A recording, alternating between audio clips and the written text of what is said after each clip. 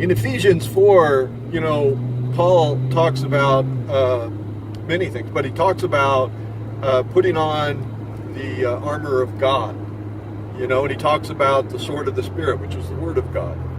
And he explains this to us in terms of putting on armor and a helmet and girding our loins, and we look like a knight by the time we're through, and we're carrying this sharp sword. And so we're not only defensive, but we can be aggressive.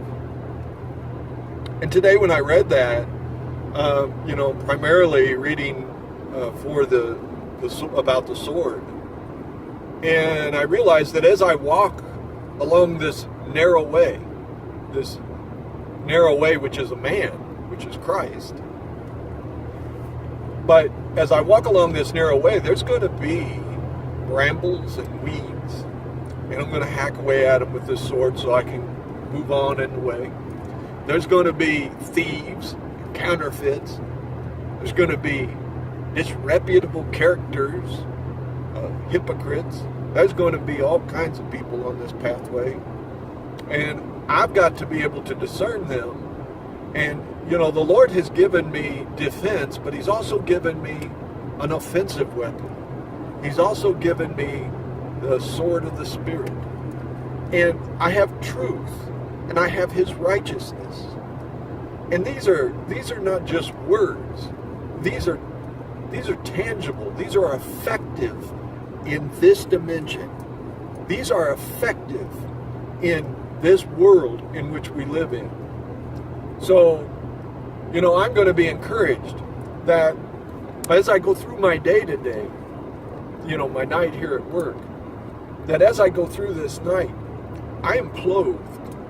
And I'm not just clothed in a robe of pure white linen. I'm clothed in a very defensive suit. I'm not only clothed with a defensive suit, I don't just have a staff, the staff of a shepherd, but I have a sword of His Spirit. Now there are different applications, and these are metaphors and stuff for us to help us better understand, the things of God. But there are times when you carry a staff and you're leading and you're caring for sheep. There's times when you're in war, and you got to know the difference. There's times to battle, and there's times to lead, and there's times to hack, and there's times to keep your sword, in a sheath next to your side, handy and ready.